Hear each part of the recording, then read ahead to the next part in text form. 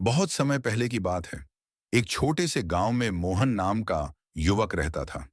उसके माता पिता बहुत धनवान थे, इसलिए मोहन को जीवन में कभी पैसों की तंगी नहीं झेलनी पड़ी। वह सुख सुविधाओं में पला बढ़ा था और मनमौजी स्वभाव का था। एक बार उसे अपने मामा के बेटे की शादी में दूर के एक गांव जाना पड़ा। शादी बड़े धूमधाम से हुई।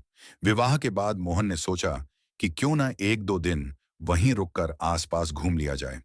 अगले दिन वह पास के हाट में पहुंचा। हाट में तरह तरह की दुकानें सजी थीं। लोग खरीद फरोख्त में लगे थे। बच्चों की चहल पहल थी। ये सब देखकर मोहन को बहुत आनंद आया। शाम ढलने लगी तो एक एक करके दुकानदार अपनी दुकानें समेटने लगे। तभी मोहन की नजर एक ऐसे व्यक्ति पर पड़ी जो अब भी चुपचाप दुकान लगाए बैठा था। मोहन ने आश्चर्य से पूछा, भाई, सब लोग तो जा रहे हैं, तुम घर नहीं जाओगे? वह व्यक्ति उदास स्वर में बोला, मेरी सलाह नहीं बिकी। जब तक वह बिकेगी नहीं, मैं यहां से नहीं जाऊंगा। मोहन को यह सुनकर अजीब लगा। उसने पूछा, सलाह? कैसी सलाह? दुकानदार ने कहा, पहले कीमत चुकानी होगी। मोहन ने हंसते हुए पूछा, कितने पैसे? एक सलाह के 1,000 रुपए। मेरे पास दो ही सलाह हैं। यह कहकर वह आदमी निश्चिंत सा बैठा रहा। मोहन को हंसी आ गई। उसे लगा कि यह आदमी कोई मजाक कर रहा है। भला सलाह भी कोई खरीदता है? लेकिन न जाने क्यों मोहन के मन में कौतूहल जाग उठा। उसने जेब से 2,000 रुपये निकालकर उसके सामने रख दिए। पैसे देखते ही दुकानदार ने गहरी आवाज में कहा, कंठीली बाढ़ मत लगाना, पत्नी को कोई भेद मत बताना, नहीं तो जीवन भर पछताना। मोहन ने ये बातें ध्यान से सुन ली। उसे लगा कि उसने बेकार में पैसे खर्च कर दिए हैं। फिर भी उसने उन्हें मन में बैठा लिया। कुछ दिनों बाद मोहन अपने गांव लौट आया।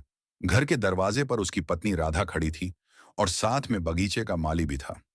राधा माली से कह रही थी कि दरवाजे के ऊपर कंटीली बाड़ लगवा दी जाए ताकि चोर उचक्कों से बचाव हो सके। मोहन को तुरंत वह खरीदी हुई सलाह याद आ गई। उसने पत्नी को बाड़ लगाने से मना कर दिया और सारी बात, यहां तक कि 2,000 रुपये खर्च करने की बात भी बता दी। यह सुनकर राधा खिलखिलाकर हंस पड़ी।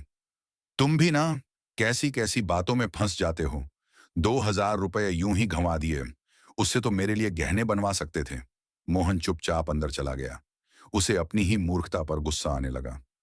रात को वह करवटें बदलता रहा।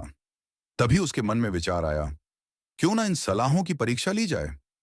अगले दिन उसने जंगल से एक सूअर के बच्चे को पकड़ लिया। उसका सिर काटकर जंगल में छिपा दिया। फिर खून से सना चाकू लेकर वह घर आया और पत्नी से बोला, मुझसे एक आदमी का खून हो गया है।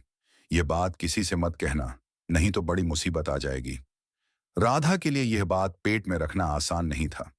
थोड़ी देर बाद वह पानी भरने घाट पर पहुंची। वहां अपनी सखियों के बीच बैठते ही वह अपने पति की झूठी बहादुरी की बातें करने लगी।